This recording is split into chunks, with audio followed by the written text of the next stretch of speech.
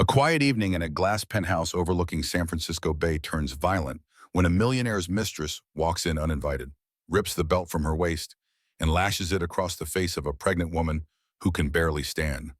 The man who swore to protect her watches in silence, his hands in his pockets, as the woman he once called his wife collapses to the marble floor. But what starts as humiliation in that golden lit room will ignite a storm of revenge, evidence, and justice that no amount of money can silence. Stay with me, because what happens next will change everything you think you know about power and love. Tell us what time you are listening and where you're tuning in from. Drop a comment below. We'd love to hear from you. The golden light of a San Francisco sunset flooded through floor-to-ceiling windows, turning the penthouse into a cathedral of glass and steel. Grace Hartley stirred a pot of rosemary chicken soup on the marble countertop, one hand resting protectively on her 6-month belly. The baby had been kicking all afternoon, little flutters that made her smile despite the loneliness that had settled into her bones over the past few months. She heard the elevator chime and felt her shoulders relax. Derek was home early. Maybe tonight they could finally talk about the distance between them, the coldness that had crept into their marriage like frost on a window. The doors slid open with a whisper. Derek stepped out first, his tailored suit perfect as always, phone still pressed to his ear. Behind him came a woman Grace had never seen before. She was tall, striking, dressed in a crimson blazer and pencil skirt that probably cost more than Grace's entire maternity wardrobe. Her heels clicked against the marble with the precision of a metronome. "I didn't know we were having company," Grace said softly, setting down the wooden spoon. Derek barely glanced at her. "Vanessa is helping with the Singapore project. I told you about it last week." Grace didn't remember any conversation about Singapore, but before she could respond, the woman, Vanessa, walked deeper into the apartment as if she owned it.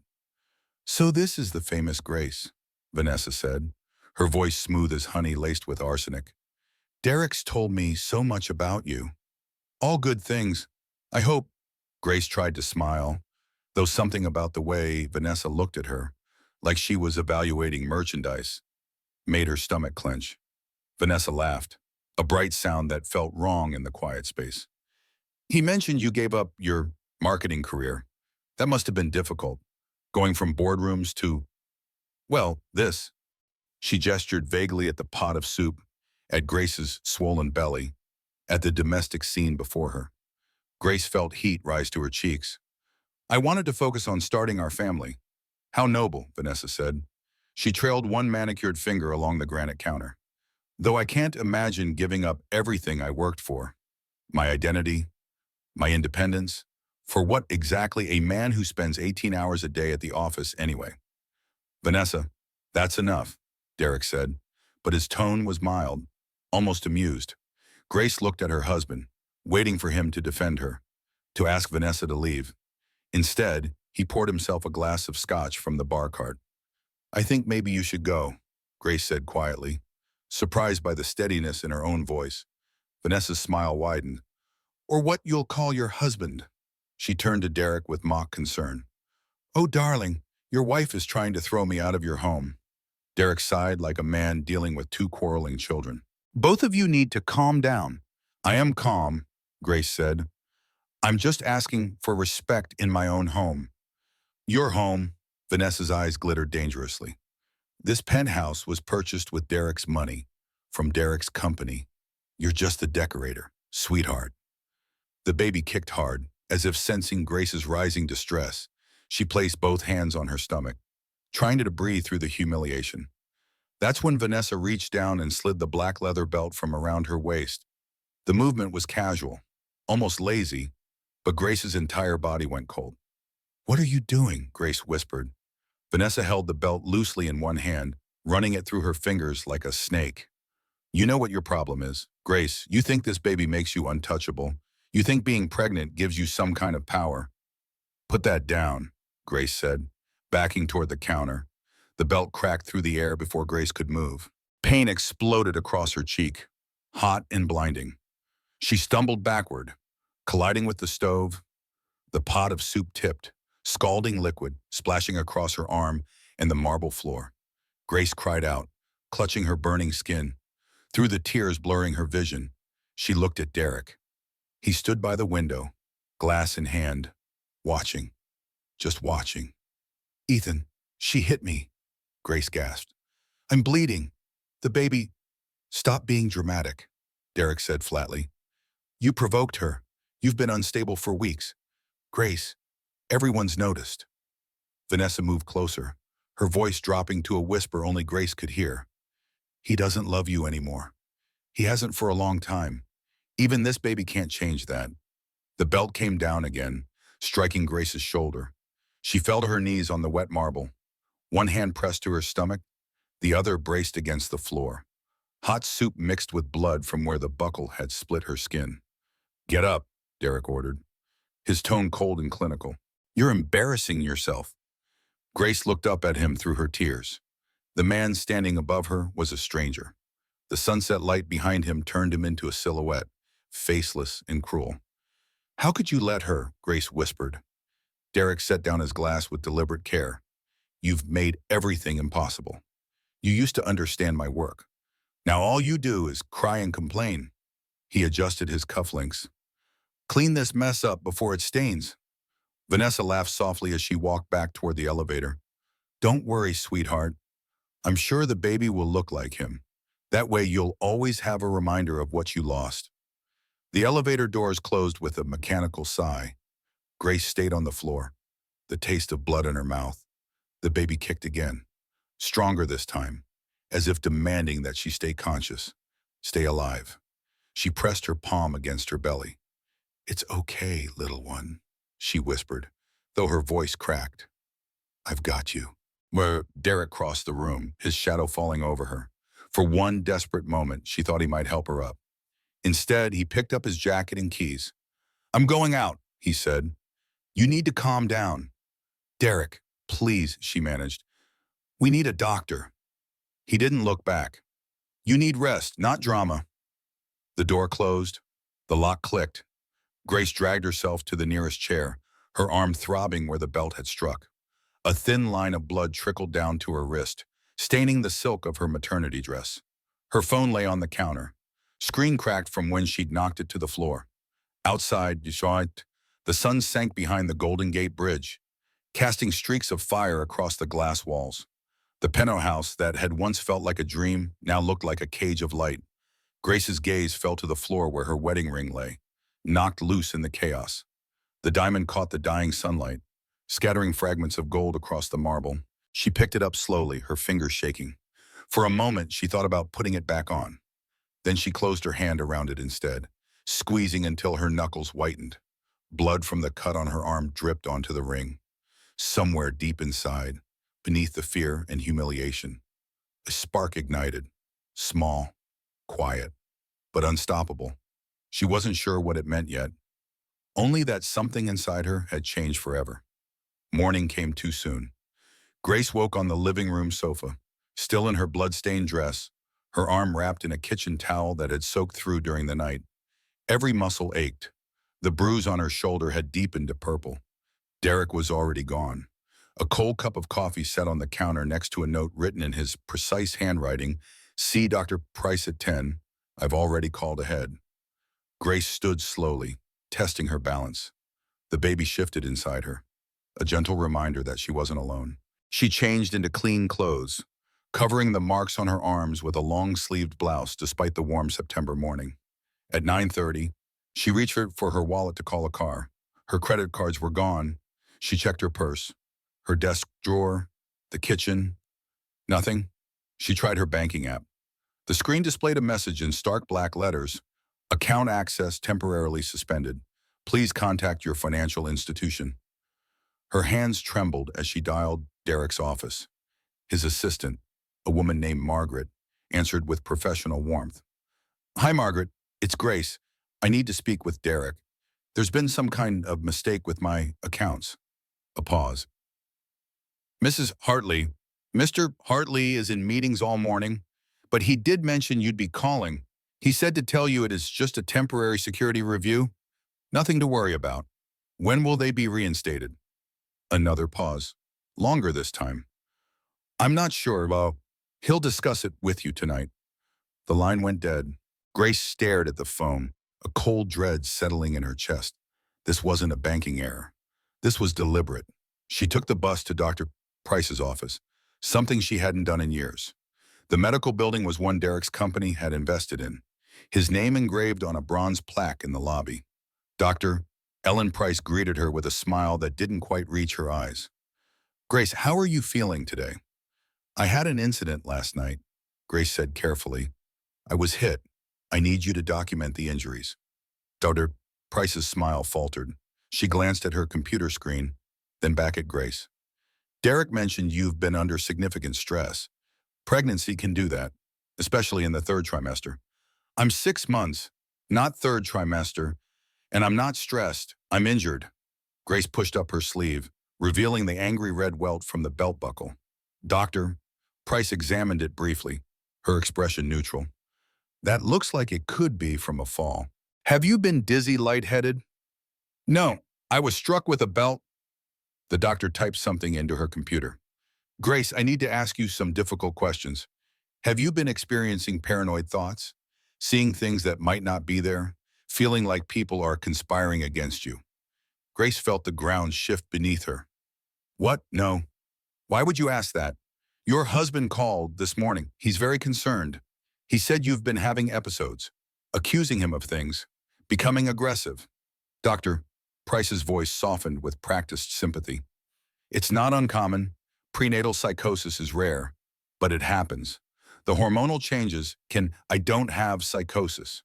Grace interrupted, her voice rising. "I'm telling you what happened. A woman named Vanessa Cole came to my home and assaulted me. My husband watched and did nothing." Price made another note. "I see. And this woman, Vanessa, does she work with your husband?" "Yes." "Have you met her before last night?" "No, but..." "So a colleague your husband brought home for a work meeting became violent without provocation." Dr. Price's tone was gentle, the kind used with confused children. "Grace, I want to help you, but I need you to be honest with me. Have you been taking anything? Any substances that might explain these vivid experiences?" Grace stood abruptly. "I want a different doctor." "Of course. That's your right." Dr. Price handed her a business card. "But Grace, before you go, I'm required to note in your file that you're exhibiting signs of stress and possible delusion. For the baby's safety," the words hit Grace like a physical blow, "you're putting that in my permanent record. It's protocol when a patient presents with these symptoms." Dr. Price's expression was maddeningly calm. "I'm sure it's nothing, just hormones. But we have to document everything." Grace left without another word. In the elevator, she pulled out her phone to call her best friend Charlotte. The call went straight to voicemail. She tried again. Same result. By the time she reached home, she'd called Charlotte 6 times. Finally, a text came through. "Grace, I think you need space right now. Derek explained everything. I hope you get the help you need." Grace read the message 3 times before its meaning sank in. Derek had gotten it to Charlotte, probably to all her friends. That evening, Derek came home with takeout and flowers. He kissed her forehead like nothing had happened. "How was Dr. Price?" he asked, arranging white roses in a vase. "You told her I was crazy." Derek sighed, the sound of infinite patience. "I told her you've been struggling, because you have been. Grace, look at you. You're pale. You're paranoid. You're accusing me of blocking your bank accounts when it's clearly just a security protocol." "Then unblock them." "I will, as soon as the review is complete." He sat beside her, taking her hand. "Baby, I'm worried about you. We both are. Ma, maybe you should talk to someone. A therapist." "I don't need a therapist. I need you to tell me the truth." Grace pulled her hand away. "Who is Vanessa Cole to you?" Derek's expression didn't change. "A consultant. I've told you this. She hit me." "She didn't. You fell during an argument. You've been clumsy lately." "I didn't fall." Derek stood, his voice hardening. "You're shouting again. This is exactly what I'm talking about. The mood swings, the paranoia." He walked to his office, returning with a folder. "I didn't want to show you this, but maybe you need to see it." He laid out printouts on the coffee table, bank statements, transfers, her signature on documents she'd never seen. What is this? Grace whispered. Offshore accounts. In your name. Moving money from my company to hidden holdings. Derek's voice was cold now. I discovered them last week. I've been trying to figure out if you were coerced or if you did this yourself. Grace stared at the documents. Her signature. Perfect down to the slight curl of the G. But she'd never seen these papers before in her life. I didn't sign these. Then someone forged your signature perfectly. Who? Grace. Who's helping you embezzle from my company? The room spun. This wasn't real. It couldn't be. You did this, she said quietly. You forged my name. Derek shook his head slowly. Listen to yourself. Everyone is conspiring against you. The doctor, your friends, now me. This is textbook paranoia. Grace. He gathered the papers. I love you. I want to help you. But you have to admit you need help. Grace said nothing. Her mind raced, trying to understand the trap closing around her. Derek knelt in front of her, taking her hands. Let me take care of this. Let me protect you and the baby. All you have to do is trust me. She looked into his eyes, those blue eyes she'd once loved, and saw nothing but cold calculation. Get away from me, she whispered. He stood slowly. I'll give you tonight to think about it. But Grace, tomorrow we need to make some decisions. For your sake and the baby's. After he left for the bedroom, Grace sat alone in the darkening apartment. The city lights flickered on below, a million windows holding a million lives that weren't hers. She thought about her father, the defense attorney who died 2 years ago. He'd always told her the powerful always leave footprints. You just need to know where to look. Grace pulled out her cracked phone and opened a new note. She titled it simply, Evidence. Then she began to write down everything. Every word, every moment, every lie. The baby kicked, strong and insistent. Grace placed her hand over the movement. I won't let him erase us, she whispered. I promise. Outside, the fog rolled in from the bay, wrapping the penthouse in gray. But inside, in the small circle of lamplight where Grace sat, something had begun to shift. She wasn't broken yet. Derek didn't come home the next night, or the night after that. Grace spent 48 hours alone in the penthouse, living on crackers and water because she had no way to buy food. Her phone stopped working on the second day. Derek had canceled the plan. On the third morning, he returned with coffee and bagels as if he'd just been at an early meeting. We need to talk, he said, setting breakfast on the counter. Grace stayed by the window, arms wrapped around her belly. She'd barely slept. Every shadow had looked like Vanessa. Every sound had made her jump. Derek opened his briefcase and withdrew a thick envelope. I've consulted with my attorneys. They've prepared 2 options for you.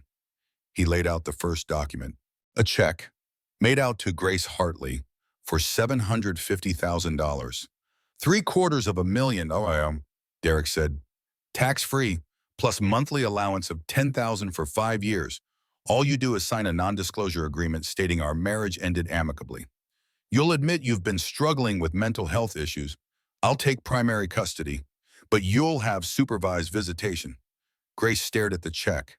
The number was enormous and meaningless all at once. You're buying my silence. I'm offering you a future, but Derek corrected. You can start over. Get help. Maybe find someone else eventually. And the second option? Grace asked. Derek's expression went cold. And you refuse to cooperate. In which case, I'll protect myself and my child through legal channels. I have Dr. Price's report. Testimony from Charlotte that you've been erratic. Financial records showing embezzlement. I can have you declared mentally incompetent and committed. The baby will be delivered via court-ordered C-section, and you'll never have unsupervised access to her. The room tilted. Grace gripped the window frame. You would take my baby, she whispered. I would protect my daughter from an unfit mother. Derek's voice was calm, rational. The choice is yours. Take the money and disappear quietly. Or fight me and lose everything. Grace looked at the check, at the zeros that represented her entire life being reduced to a transaction. Then she tore it in half. Derek's face flushed red. You stupid woman. Do you have any idea what you've just done? I've refused to let you erase me. He grabbed her arm hard enough to bruise. You have nothing. Grace, no money, no friends, no credibility. Who's going to believe you? Grace yanked free. Get out of my way. He pulled out his phone.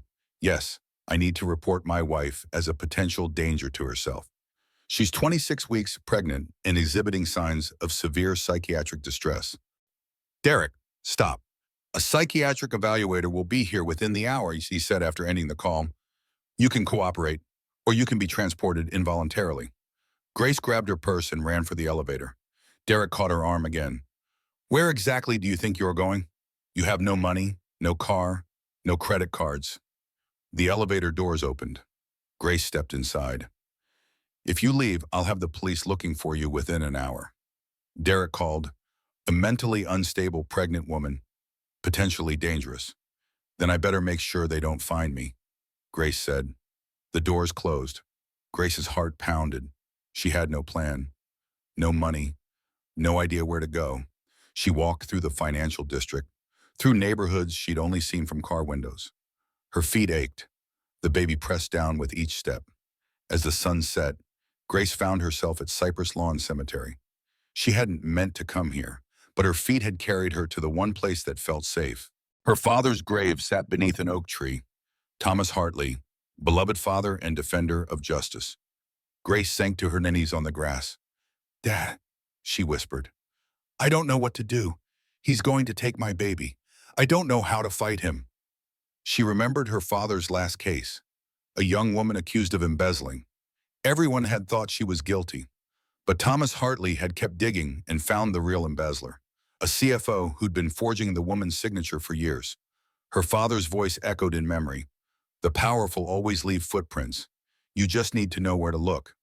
Derek was powerful, but he'd been sloppy too. Arrogant, he'd forged her signature, manipulated her doctor, isolated her from friends. All in a matter of weeks, leaving a trail. Grace pulled out her cracked phone. It was dead, but she remembered something. Her father had worked with an FBI investigator named Warren Fisher. He'd come to the funeral, given Grace his card, told her to call if she ever needed help. She'd kept that card. Grace dug through her purse, and there, creased and worn, Warren Fisher's card. The groundskeeper let her use his phone. She dialed, hands shaking. Fisher? A gruff voice answered. Mr. Fisher, this is Grace Hartley, Thomas Hartley's daughter. I need help. A pause. Grace, what's wrong? My husband is trying to have me committed.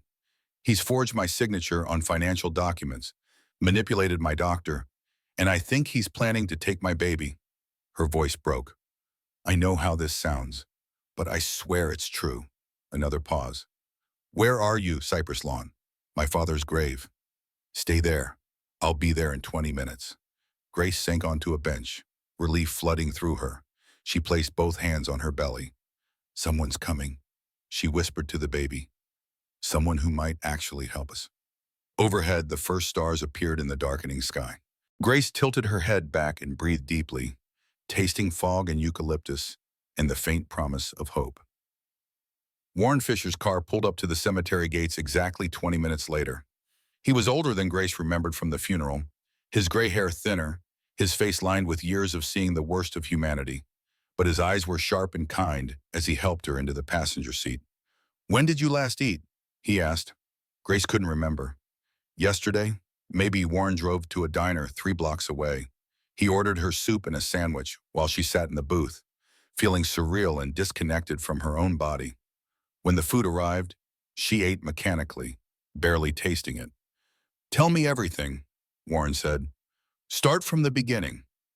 Grace told him about Vanessa and the belt, about Derek's coldness, the canceled credit cards, Dr. Price's notes, Charlotte's betrayal, the forged signatures on offshore accounts, the ultimatum, the check she'd torn in half.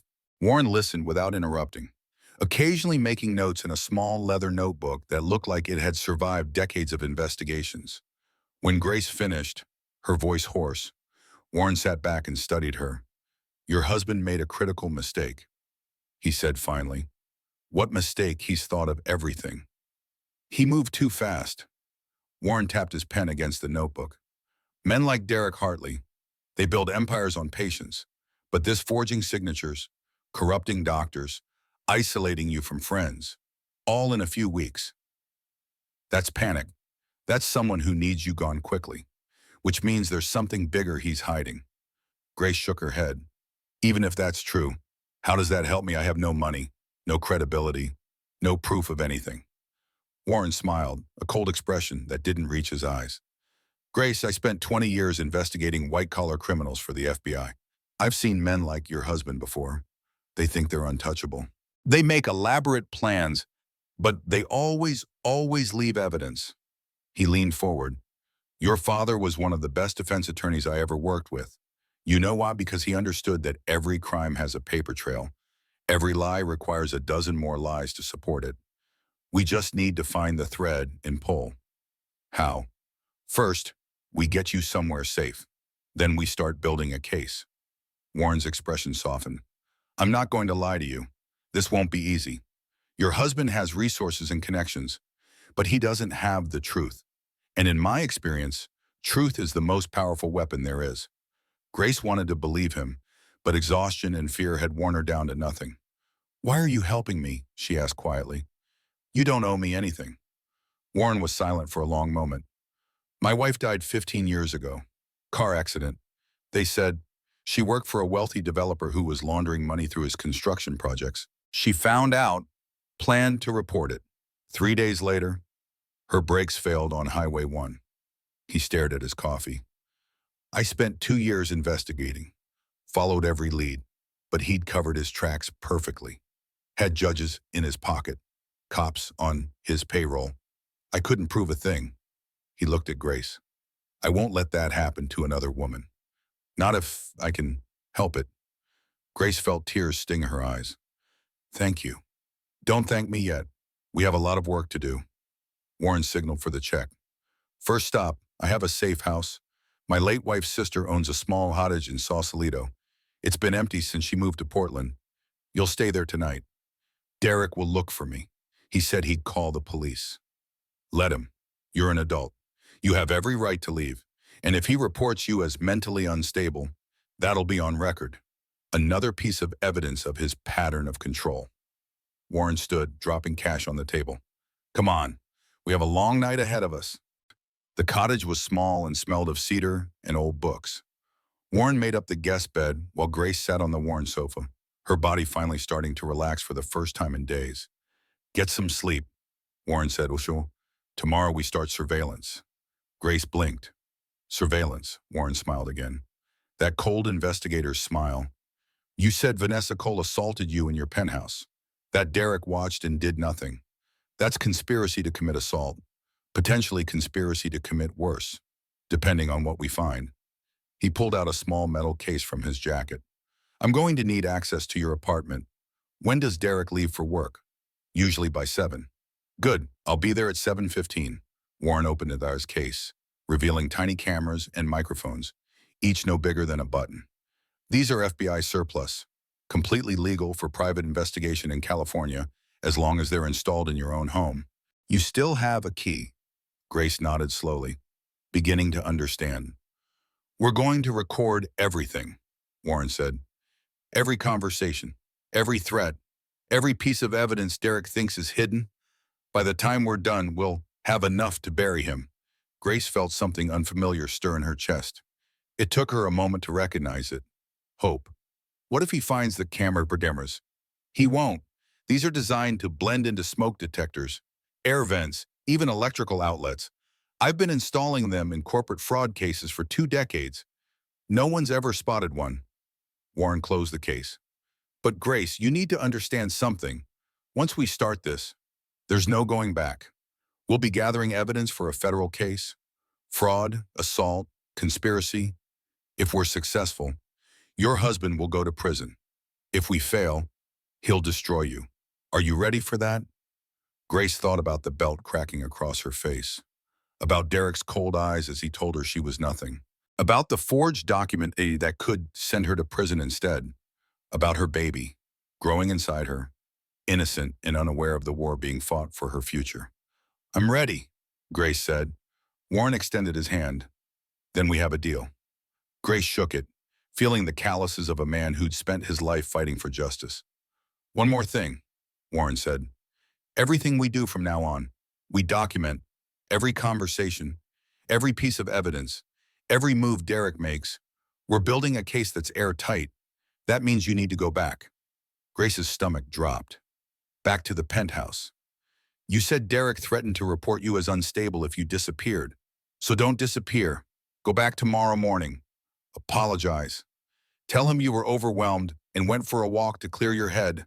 Act compliant, scared. Whatever he needs to see to believe he's won. Warren's expression was serious. I know that sounds impossible, but if you vanish, he'll escalate. If you come back, he'll think he's broken you.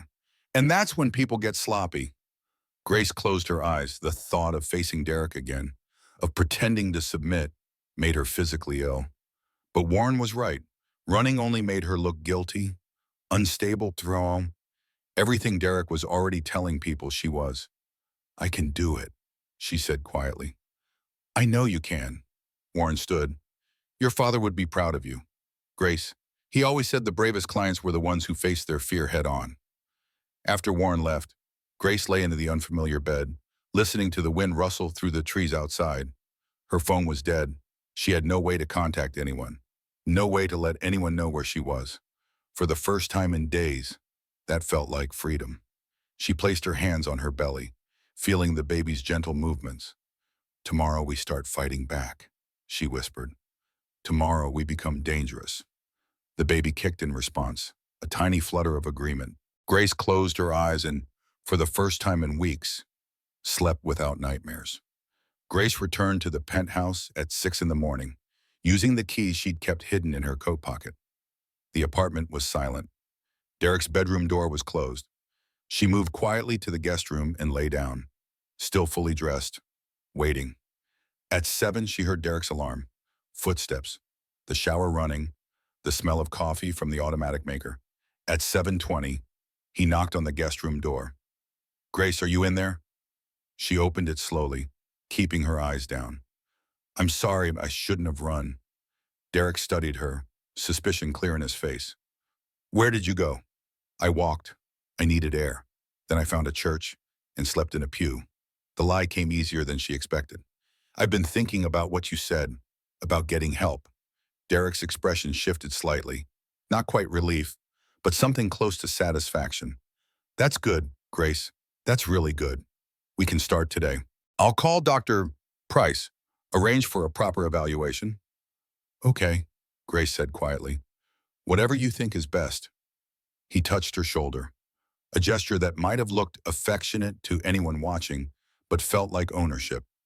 I know this is hard, but you're doing the right thing. For the baby. After he left for work, Grace waited exactly 5 minutes. Then she texted Warren from the burner phone he'd given her. Clear. Warren arrived 10 minutes later, dressed in coveralls with a fake utility company logo. Grace let him in through the service entrance. We have maybe 3 hours? Warren said, pulling out his equipment mobile. Show me every room? They worked systematically. Warren installed a camera in the living room air vent aimed at Derek's usual seat, another in the bedroom smoke detector, a third in Derek's office, hidden inside a decorative picture frame. Audio here, he said, placing a tiny microphone inside the telephone handset on Derek's desk. And here, another in the master bedroom lamp. The work took 90 minutes. When Warren finished, the penthouse looked exactly as it had before. Test, Warren said into his phone. On the screen, Grace saw a live feed from the living room camera. The image was crystal clear. Now comes the hard part, Warren said. You need to find his financial records. Everything. Bank statements, offshore accounts, anything with your forged signature. Grace led him to Derek's office. The desk was locked, but Warren produced a slim metal tool and had it open in seconds. Inside, they found files. Dozens of them. Grace photographed each page with the burner phone while Warren kept watch. Look at this, Grace breathed, holding up a transfer record. $7 million moved to an account in the Cayman Islands. My signature, but I've never seen this document. Photograph it? Everything. They worked in silence, adrenaline making Grace's hands shake. Bank statements showing transfers totaling $47 million over 6 months, all bearing her signature, all completely fraudulent. He's not just stealing, Warren muttered. He's preparing to disappear. This is exit money. Grace found another file labeled GP Medical Records. Inside was Dr. Price's original report on Grace's pregnancy. Clean, healthy, no mention of mental instability. Beneath it was a second version of the same report, dated 2 weeks later. This one detailed paranoid delusions, aggressive behavior, potential danger to fetus. He paid her to change it, Grace whispered. Photograph both versions. This is gold. By the time they finished, Grace had over 300 photographs. Warren downloaded them all to an encrypted drive he wore on a chain around his neck. Now we wait, he said. Act normal. Do whatever Derek asks. Let the cameras record everything. I'll monitor the feeds 24 hours. The moment he says anything incriminating, we'll have it. Grace nodded, though her stomach churned at the thought of pretending compliance. Warren paused at the door. Grace, if at any point you feel unsafe, if you think he's going to hurt you, you get out. Evidence isn't worth your life or your baby's. I understand. After Warren left, Grace cleaned the guest room, erasing any signs she'd been searching through Derek's things. She made tea, read a magazine, played the part of the subdued, cooperative wife. Derek came home early, bringing dinner from her favorite restaurant. I thought we could talk, he said, setting out the food. Really talk. They ate in tense silence. Grace forced herself to take small bites, to smile when appropriate. I spoke with a colleague today, Derek said. He runs a private facility in Napa. Very exclusive. They specialize in prenatal mental health. I think you should spend a few weeks there, just to rest. Get your head straight before the baby comes. Grace's blood ran cold. A private facility meant complete isolation. No visitors. No way to gather evidence or contact Warren. I don't know, she said carefully. That seems extreme. It's not extreme, it's necessary. Derek's voice hardened slightly. You can go voluntarily, or I can have you committed involuntarily. Those are the options. Grace, choose? Grace looked at her plate. Somewhere above them, a camera recorded every word. Can I think about it tonight? She asked quietly. Derek sighed. Yeah. You have until tomorrow morning. Then I'm making the call. That night, Grace lay awake in the guest room, listening to Derek's breathing from the master bedroom. The cameras were running. Warren was watching. But none of that would matter if Derek locked her away in a facility she couldn't escape. She thought about running again, but Warren had been clear disappearing made her look guilty. At 2 a.m, her burner phone vibrated. A text from Warren.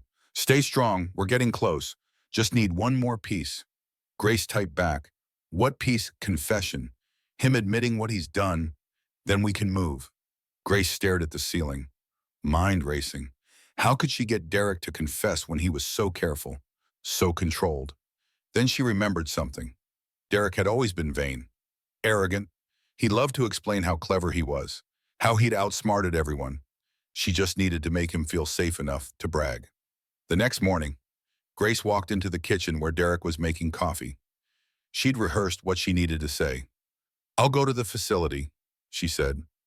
But I want to understand something first. The offshore accounts, the forged signatures. How did you do it?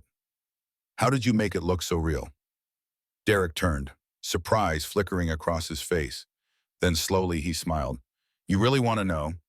Grace nodded. If I'm going to take the blame for it, I should at least understand how brilliant you were. Flattery. It was a gamble. But Derek's smile widened. It wasn't that hard, he said, pouring 2 cups of coffee. I've been practicing your signature for months. Had a handwriting analyst teach me the exact pressure points, the angle of each letter. By the time I started creating the accounts, I could forge your name better than you could write it. Grace forced herself to look impressed. And no one suspected. Why would they? You're my wife. It's completely normal for you to be involved in financial decisions.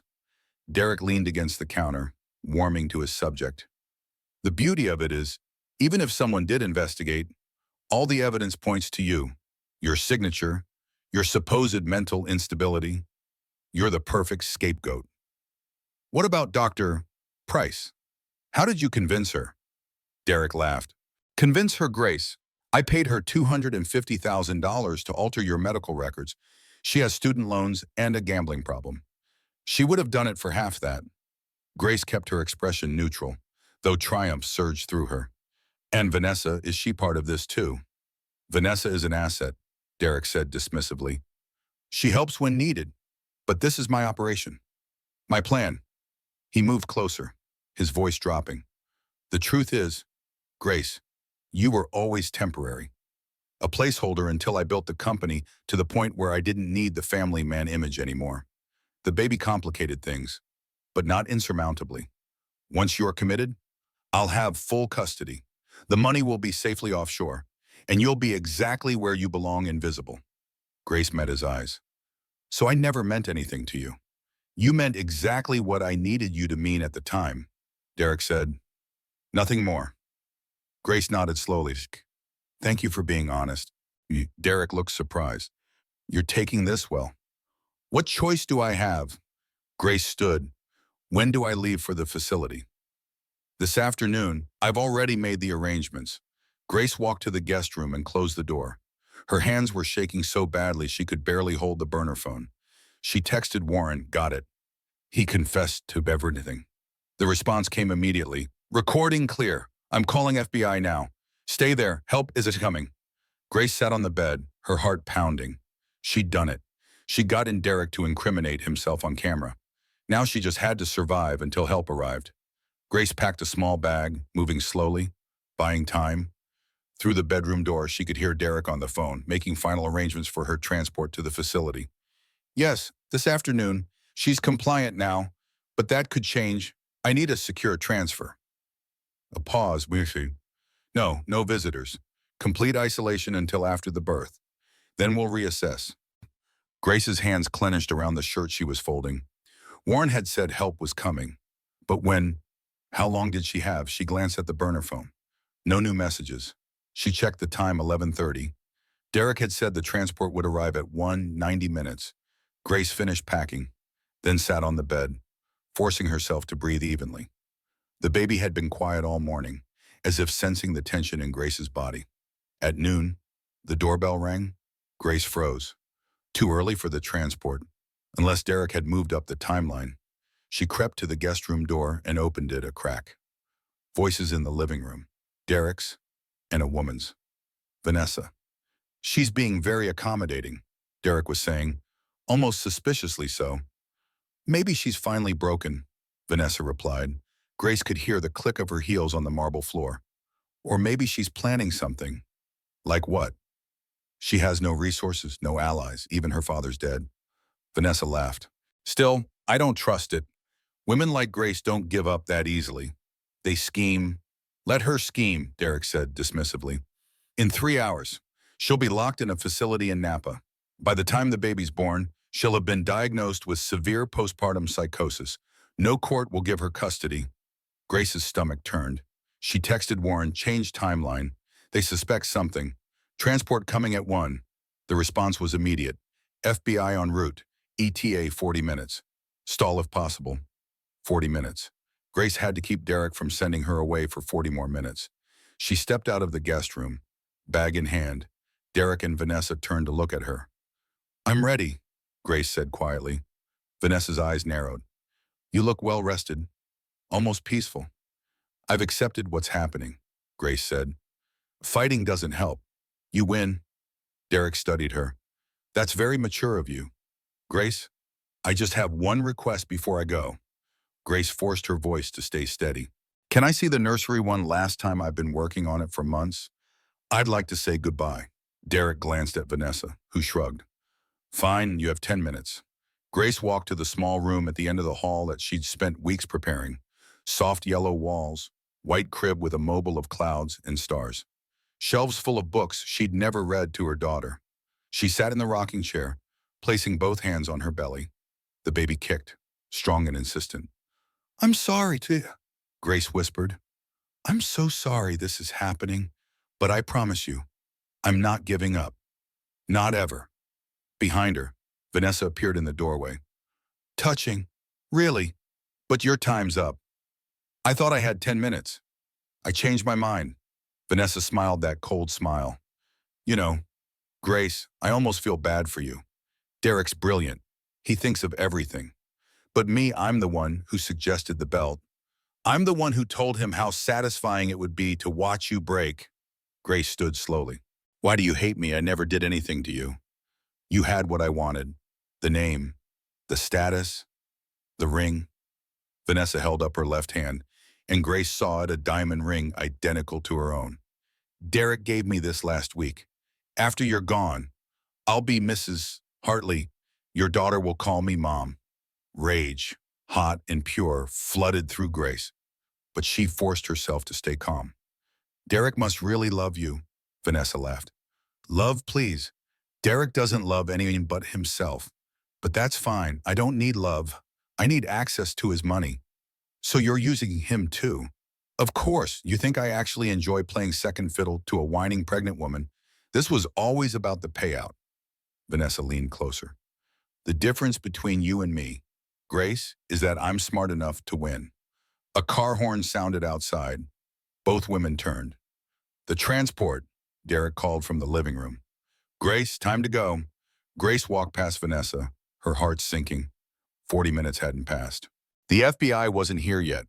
If she got in that car, everything was over. She reached the living room. Two men in medical uniforms stood by the elevator. Derek signed a form on a clipboard. Mrs. Hartley, one of the men said gently, we're here to take you to Clearwater Wellness Center. It's going to be a nice, quiet ride. Are you ready? Grace looked at Derek, at Vanessa, at the two men who had no idea they were participating in a kidnapping. She had one chance, one roll of the dice.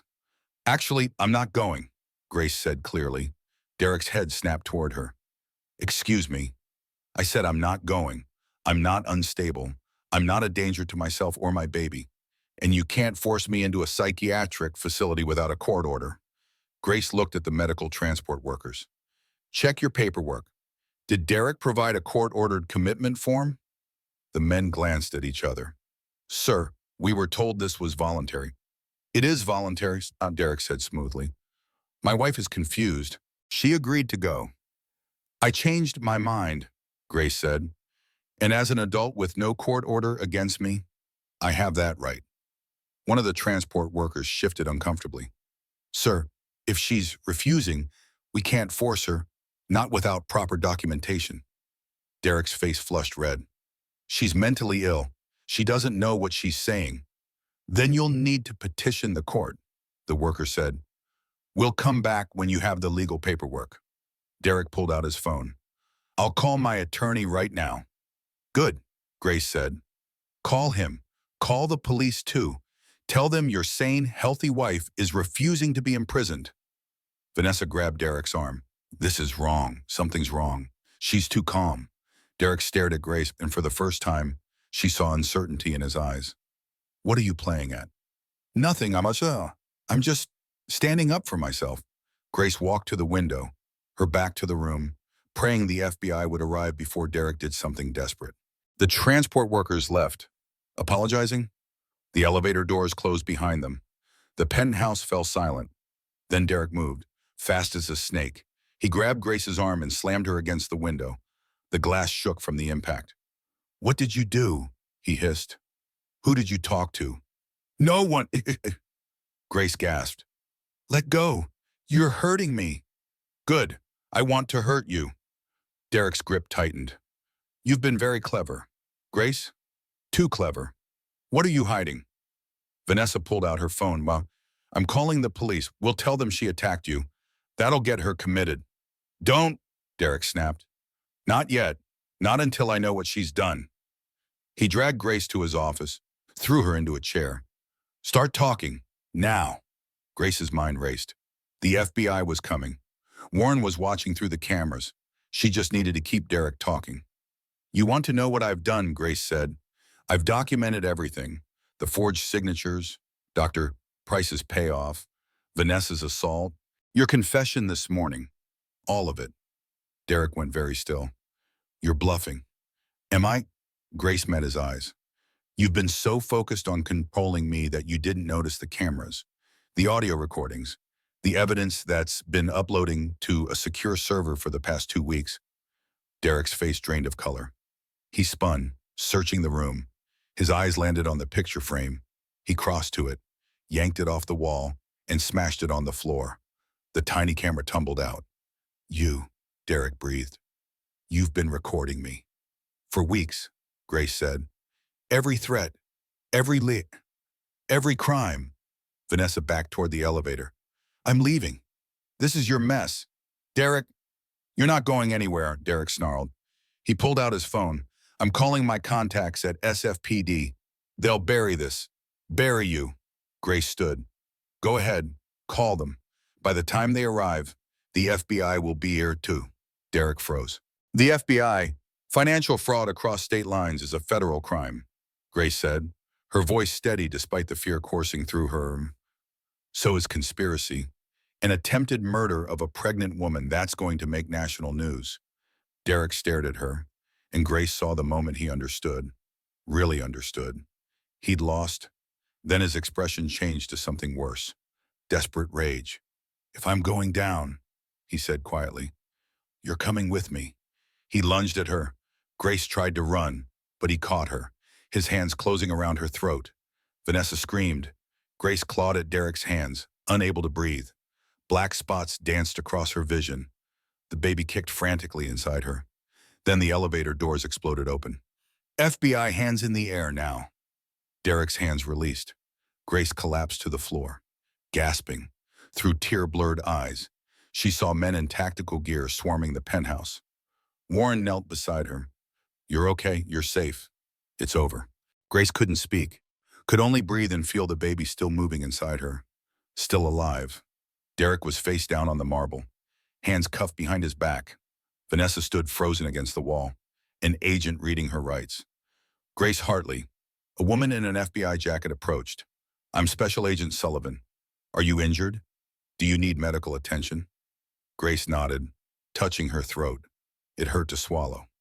Get the EMTs up here, Sullivan ordered into her radio. Then, more gently, you did good, Mistress Hartley. You did real good. Grace closed her eyes. The nightmare was ending.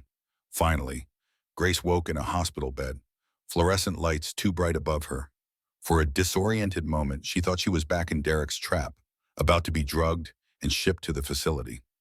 Then she saw Warren sitting in the chair beside her bed, and reality settled back into place. Easy, Warren said. You're at UCSF Medical Center. You've been here for about 6 hours. The baby's fine. You're fine. Just some bruising on your throat. Grace's hand went to her neck. It was tender, wrapped in soft gauze. Derek, she asked, her voice hoarse. In federal custody. So is Vanessa Cole. They were both arraigned this morning on multiple charges: financial fraud, conspiracy, assault, attempted murder. Warren's expression was grim satisfaction. The judge denied bail, called them both flight risks. Grace closed her eyes, relief washing over her so powerfully it felt like drowning. Dr. Price, she managed. Cooperating witness. She gave a full confession in exchange for a reduced sentence.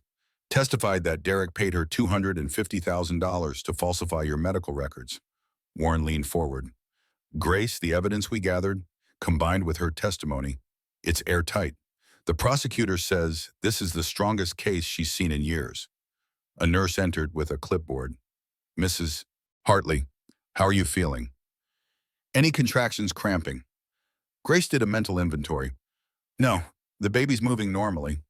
Good, we'll keep you overnight for observation. But barring any complications, you should be able to go home tomorrow. The nurse adjusted Grace's IV. Dr. Matthews will be by shortly to check on you.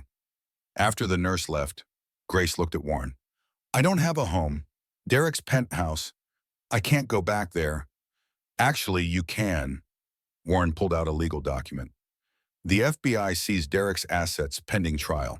That includes the penthouse. But as his legal spouse, you have a right to remain in the marital residence. Or, if you prefer, the cottage in Sausalito is still available. Grace thought about the glass walls, the marble floors, the place where she'd been beaten and threatened. I don't want to be there. Too many ghosts. Sausalito it is. Then, Warren stood. I'll make sure it's stocked with everything you need. And Grace, you're not alone. I'll be checking on you daily until the trial. When will that be? Federal cases move fast when the evidence is this strong, probably within 6 months. Warren paused. That means you'll be testifying while caring for a newborn. It won't be easy. Grace placed her hand on her belly. Nothing about this has been easy, but I'm still here. We're still here. Warren smiled, genuine warmth in his expression. Your father would have been so proud of you. Thomas always said the strongest people were the ones who fought when everyone told them to give up. After Warren left, Grace lay in the hospital bed, listening to the steady beep of the fetal monitor. The baby's heartbeat, strong and consistent, the most beautiful sound in the world. A social worker visited that evening, a kind woman named Sarah Bennett who explained Grace's options: counseling services, support groups for domestic violence survivors, legal aid for the divorce proceedings. You don't have to decide everything today, Sarah said. Just know that there are people ready to help whenever you're ready. That night, Grace dreamed of her father. They were in his old office, the one with the leather chairs and the wall of law books. Thomas Hartley sat behind his desk, reading glasses perched on his nose. You did good, Gracie, he said, using the childhood nickname she hadn't heard in years. You found the footprints. I was so scared. Dad. Brave people are always scared. That's what makes them brave. He looked up, his eyes the same blue as hers. Now comes the hard part, living after surviving. That takes a different kind of courage. Grace woke with tears on her face. The hospital room was dark except for the glow of the monitors. She placed both hands on her belly and whispered, We're going to be okay, I promise. The baby kicked in response. Grace was released the next morning. Warren drove her to the Sausalito cottage, which looked different in daylight. Cozy, safe, the kind of place where you could breathe. I took the liberty of getting some groceries, Warren said, showing her the stocked refrigerator, and I installed a security system, just in case. You think Derek might try something? No, he's locked up tight, but I want you to feel safe. Warren handed her a business card. This is my personal cell. You call me anytime, day or night, for any reason. After he left, Grace wandered through the small cottage. 2 bedrooms, 1 bathroom, a kitchen that looked out on a garden overgrown with roses. It wasn't the penthouse, it was better. She spent the afternoon setting up the smaller bedroom as a nursery. She had almost nothing, a few boxes of baby clothes she'd packed before everything fell apart. But it was a start. That evening, her phone rang. An unknown number. Grace almost didn't answer, but something made her pick up. Grace, it's Charlotte. Grace's hand tightened on the phone. Her former best friend, the woman who'd abandoned her when she needed help most. What do you want, Charlotte? I saw the news about Derek's arrest, and Grace, I'm so sorry. I should have believed you. I should have helped. Grace was silent, anger and hurt warring in her chest. Charlotte continued, her voice breaking. Derek called me 3 weeks ago. He told me you were having a breakdown, that you were making wild accusations. He showed me Dr. Price's report. I thought I was helping by giving you space. I thought I was so stupid. Can you ever forgive me? Grace looked out at the garden, at the roses blooming, despite being neglected for months. I don't know, Charlotte. You believed a man you barely knew over your best friend of 10 years. I know, and I have to live with that. Charlotte took a shaky breath. I'm not asking for everything to go back to normal. If you need anything at all, I want to help. Even if you never forgive me, I want to do something right. Grace thought about the empty nursery, about facing childbirth alone, about the long months ahead. I need help setting up the nursery, she said quietly, and someone to go with me to prenatal appointments. Warren's great, but he's 60 years old and not exactly the person I want in the delivery room. Charlotte made a sound that might have been a laugh or a sob. I can do that. I want to do that. Thank you, Grace. Thank you for giving me another chance. They talked for an hour, tentatively rebuilding what had been broken. When Grace finally hung up, she felt lighter, not healed, but healing. The months that followed were strange. Grace lived quietly in the cottage, preparing for the baby's arrival. Charlotte visited twice a week, helping paint the nursery a soft lavender, assembling the crib Warren had purchased. Warren stopped by daily, updating Grace on the case. Derek had hired an expensive legal team, but the evidence was overwhelming. The cameras had captured everything. The financial records proved the fraud. Dr. Price's testimony corroborated the conspiracy. His lawyers are trying to negotiate a plea deal, Warren told her one afternoon in February. But the prosecutor isn't interested. She wants to take this to trial. Make an example. Good, Grace said. She was 7 months pregnant now, moving slowly, her body heavy with the weight of new life. He deserves to face what he's done. In March, Grace went into labor. It was 3 in the morning, the contractions coming fast and hard. She called Charlotte, who arrived within 20 minutes and drove her to the hospital. Warren met them there, looking exhausted but alert. You've got this, Grace. You're the strongest person I know. The labor lasted 12 hours, painful and exhausting and the most difficult thing Grace had ever done. But when the nurse finally placed the tiny, squirming baby in her arms, all of it faded away. It's a girl, the nurse said, smiling. A beautiful, healthy girl.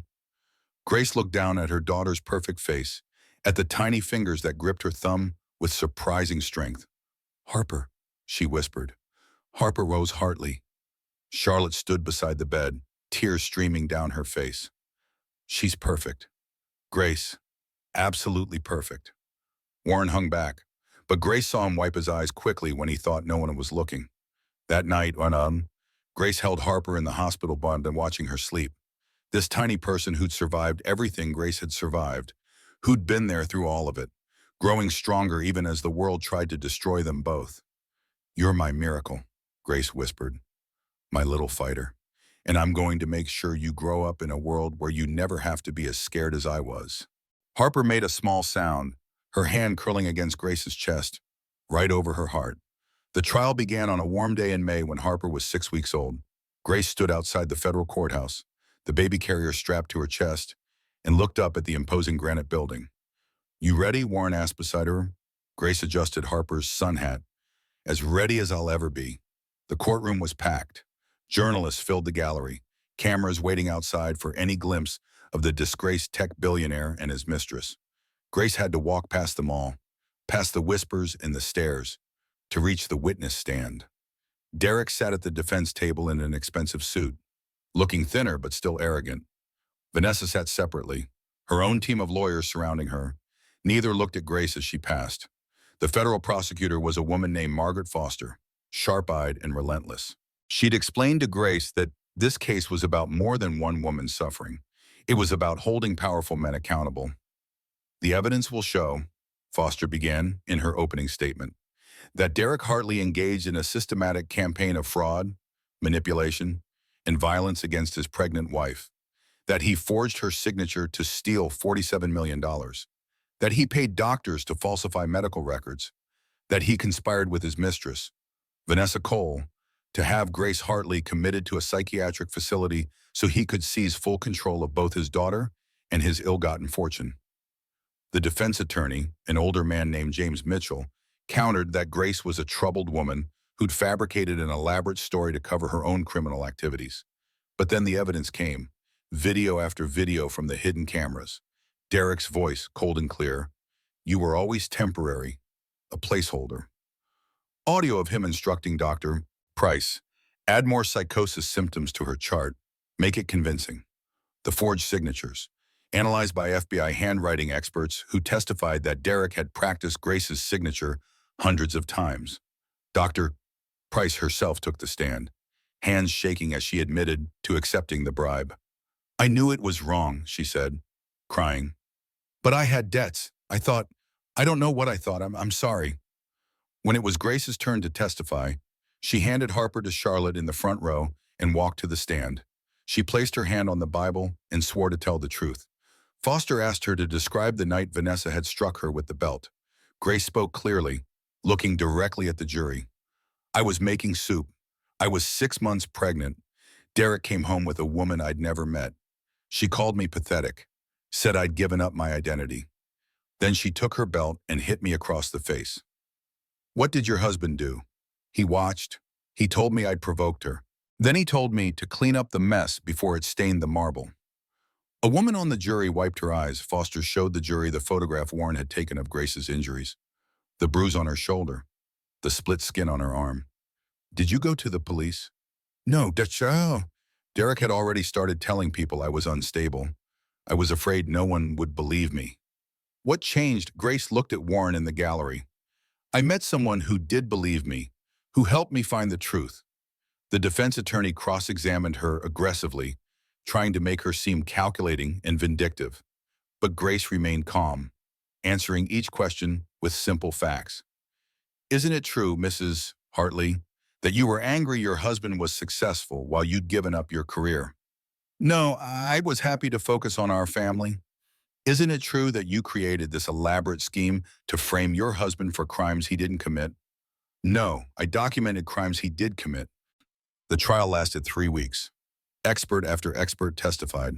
Financial analysts who'd traced the money, FBI agents who'd verified the evidence, even Vanessa's former assistant, who testified that Vanessa had bragged about putting Grace in her place. In her closing argument, Foster addressed the jury with quiet intensity. Grace Hartley is not a perfect victim. She's a real woman who made a real choice to fight back against a man who had every advantage: money, power, connections, and she won, not because she lied or schemed, but because she told the truth. The defense wants you to believe this is a story about a vindictive wife, but it's actually a story about accountability, about justice. Don't let Derek Hartley's wealth buy him freedom from the consequences of his crimes. The jury deliberated for 8 hours. Grace waited in a private room, nursing Harper and trying not to think about what would happen if they came back with not guilty verdicts. Finally, the call came.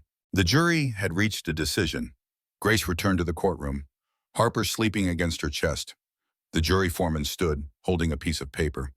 In the case of the United States versus Derek Hartley, on the charge of wire fraud, we find the defendant guilty.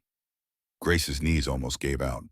On the charge of conspiracy to commit fraud, guilty.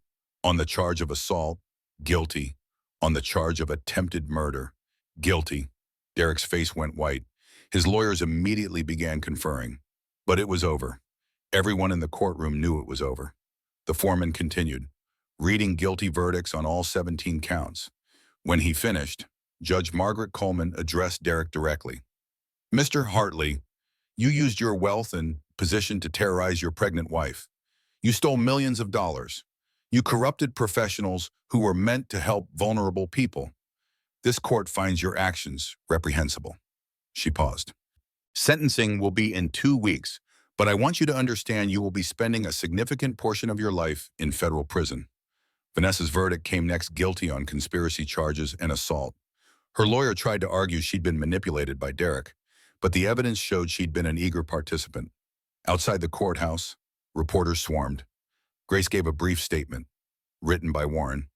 Today, justice was served, not just for me, but for every woman who's been told she's crazy for speaking the truth, for every victim of domestic violence who's been silenced by wealth and power.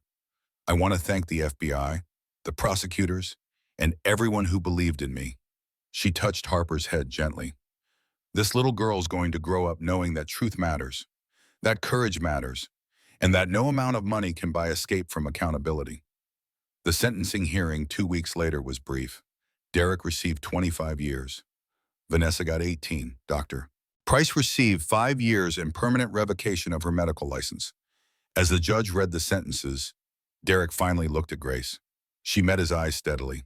No fear left in her gaze. He looked away first. 1 year after the trial, Grace stood in the conference room of a renovated office building in downtown San Francisco. The space had once been a law firm, the same one her father had worked at before starting his own practice. Now it was something different, something new. The sign on the door read Harper's Haven Foundation. Warren helped her hang the last banner for the evening's gala. Your father would have loved this, he said. Grace smiled, adjusting Harper on her hip. The baby, now 14 months old, was walking and babbling constantly. I like to think he had something to do with it. The foundation had grown faster than Grace had imagined. Using the recovered funds from Derek's fraud, she'd created a comprehensive support network for domestic violence survivors. 3 safe houses across the Bay Area, a legal fund that had helped 43 women escape abusive situations, a medical advocacy program training healthcare professionals to recognize manipulation and coercion. Charlotte had become the foundation's operations director. "Grace, the caterers are here," she called, "and the first guests are arriving." The gala was the foundation's one-year anniversary celebration. 500 people had bought tickets, including judges, FBI agents, and survivors who'd been helped by Harper's Haven. Grace wore a simple blue dress. She'd gained back the weight she'd lost, her body strong again, but her eyes had changed most. They held a quiet certainty that hadn't been there before. Warren arrived with Eleanor, a woman who taught criminal justice at Berkeley. They'd been dating for months. Grace was genuinely happy for him. Warren had saved her life. He deserved joy. At 7, Grace took the stage. Harper sat with Charlotte in the front row, playing with a stuffed elephant. "Good evening," Grace began. "A year ago, I stood in a different room and told a very different story. One about fear and pain and almost losing everything." She paused. "Tonight, I want to tell you what happens after surviving." She spoke for 15 minutes, about the women who'd thought they had no options, about the 12-year-old whose mother had escaped thanks to Harper's Haven's legal fund, about the nurse who'd lost her license fighting to protect a patient, who now worked as the foundation's medical director. "1 in 4 women will experience domestic violence." Grace said, "That means someone in this room understands exactly what I went through. This foundation exists because I got lucky. I had resources. Eventually, I had help. But so many don't. Harper's Haven is working to change that." She shared achievements: 127 women sheltered, 43 abusers prosecuted, $12 million recovered. But numbers don't tell the whole story. The real story is in the woman who called our hotline at midnight, terrified and pregnant, who now has a bomb and an apartment in full custody of her daughter. It's in every person who chose to speak up instead of staying silent. She glanced at Harper, clapping her tiny hands. "My daughter is named Harper because it means harp player, someone who makes music, who brings beauty. I want her to grow up seeing that beauty doesn't come from perfection. It comes from surviving and choosing to help others survive too." The audience applauded. During dinner, a young woman approached Grace's table. "Mrs. Hartley, I wanted to thank you. My boyfriend controlled everything. I thought it was love. Then I saw your interview after the trial. You talked about how abuse isn't always hitting. Sometimes it's erasure." The woman's eyes filled with tears. "That word clicked for me. I called Harper's Haven the next day. Your team helped me get out safely. I have my own apartment now. My own life. You saved me." Grace squeezed her hand. "You saved yourself. I just helped light the way." Charlotte leaned over after the woman left. "That's the 14th person who's thanked you tonight." Warren raised his glass. "To Grace Hartley, who turned pain into purpose." Grace lifted Harper onto her lap. "To everyone who refused to stay silent. That's the real power." The evening ended around 11. Grace stood by the door, thanking each guest. When the last departed, she walked through the empty conference room. The banner still hung: Truth, Justice, Survival. Charlotte joined her. "We raised over $300,000 tonight, enough to open the 4th safe house. Where Sacramento, the need there is desperate." Warren appeared, carrying a sleeping Harper. "This one passed out during dessert." Grace took her daughter, feeling the warm weight. Harper's breathing was slow and even, completely trusting. "I should get her home," Grace said. The cottage in Sausalito had become home in a way the penthouse never was. Grace had painted the rooms herself, planted vegetables in the garden, built a life that belonged only to her and Harper. Derek was in federal prison in Lompoc. Grace had received one letter from him 6 months after sentencing. She'd burned it without reading it. Whatever he had to say didn't matter anymore. As Warren drove them back, the city lights glittering across the bay, Grace thought about everything that had led to this moment. The terror, the pain, the long nights when she'd wondered if survival was even possible. All of it had brought her here, to a sleeping baby in her arms, to meaningful work helping others, to peace that came from knowing she'd faced the worst and emerged stronger. "Thank you," she said to Warren, "for believing me when no one else did." Warren glanced at her in the rearview mirror. "You made it easy to believe. You never gave up." "I had Harper to fight for," Grace said. smoothing her daughter's hair. That made all the difference, eh? They pulled up to the cottage. Lights glowed warmly in the windows. Grace carried Harper inside, laid her gently in the crib, and stood watching her sleep. The nursery walls were covered in photos now. Harper's first smile, her first steps, Grace and Charlotte laughing, Warren teaching Harper to clap. A life, a real, full, beautiful life. Grace walked to her bedroom and looked at the photo on her nightstand. Her father, young and smiling. "I did it, Dad," she whispered. "I found the footprints, and then I made my own path." Outside, the base sparkled under the moon. Inside, two hearts beat steadily, safely, free.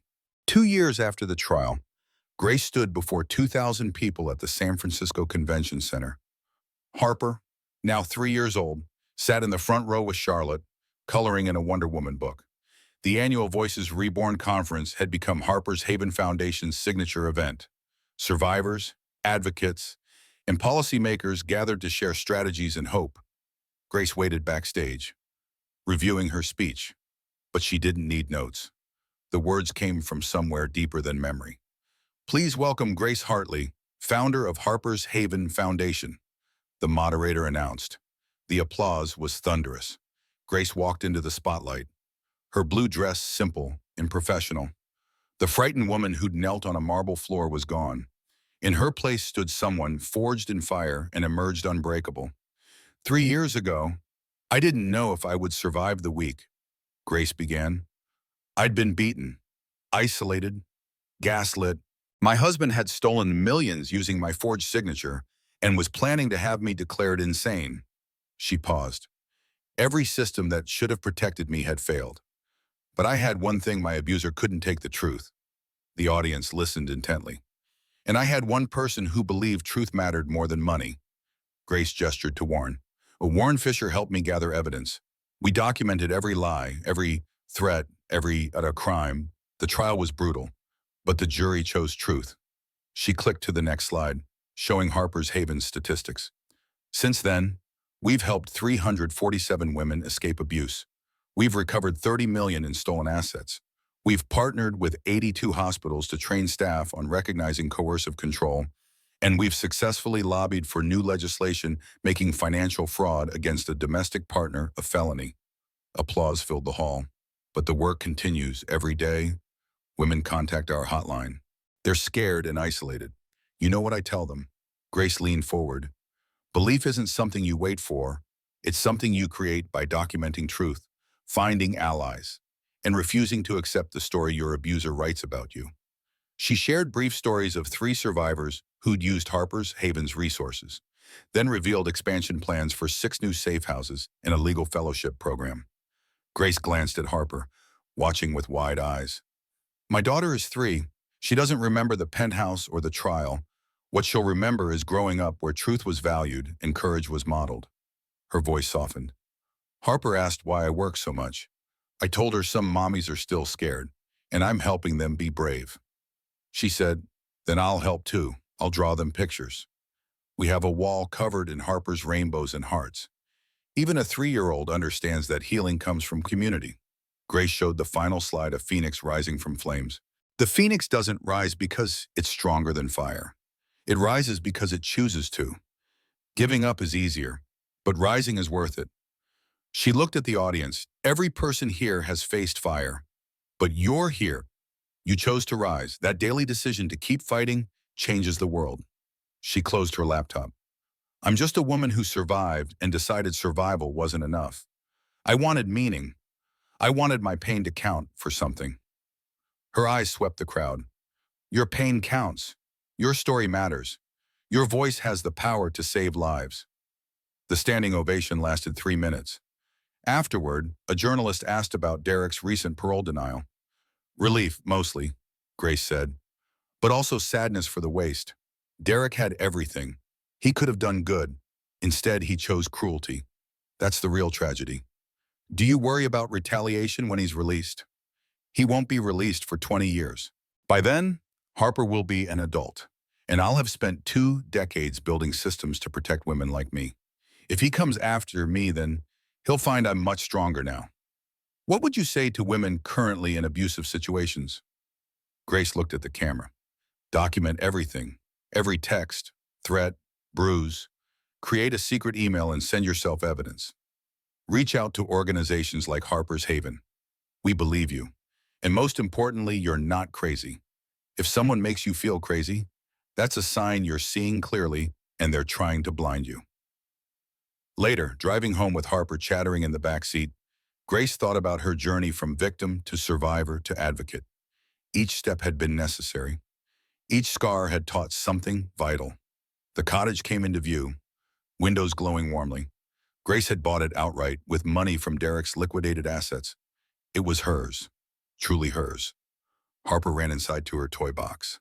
Grace paused at the hallway photos, Harper's first birthday surrounded by friends from the foundation. Charlotte and Grace laughing in the garden. Warren teaching Harper to fish. A life built from ruins. Purpose forged from pain. Her phone buzzed. Mrs. Hartley, my name is Rebecca. I just left my husband after 8 years. Harper's Haven helped me find a safe house. Thank you for making this possible. You gave me hope. Grace typed back. You gave yourself hope by having the courage to leave. Harper's Haven just held the door open. Proud of you. Rebecca. In Harper's room, her daughter had built a block city and was narrating a story about a princess who saved herself. And then the princess said, I don't need a prince, I need a sword. Harper announced. Grace smiled. That's right, baby. Sometimes we save ourselves. Harper looked up. Mama, are you a princess who saved herself? Grace knelt beside her. I'm a mama who chose to fight. And every day, I help other mamas choose to fight too. Because fighting is brave, Harper said solemnly. Because fighting is brave. Grace agreed. That night, after Harper slept, Grace sat on the porch watching stars emerge over the bay. She thought about the women Harper's Haven would help tomorrow, next month, next year, about legislation they'd push for, about systems they'd change. The work was endless, but it was good work, work that mattered. Grace checked on Harper one last time, tucking the blanket around her sleeping form. We made it, baby, she whispered. We survived, and now we're helping others survive too. Harper smiled in her sleep. Grace returned to her room. On her nightstand sat 3 photos her father, Warren and Eleanor on their wedding day, and Harper laughing in wildflowers. Arms spread wide. Tomorrow would bring new challenges, new women seeking help, new battles to fight. But tonight, Grace Hartley was at peace. She'd faced the worst and emerged not just alive, but purposeful. Not just surviving, but thriving. The truth had set her free, and now she spent her life setting others free too. Outside, the moon rose over the water, and inside the cottage, 2 hearts beat steadily through the night, safe and strong and unafraid.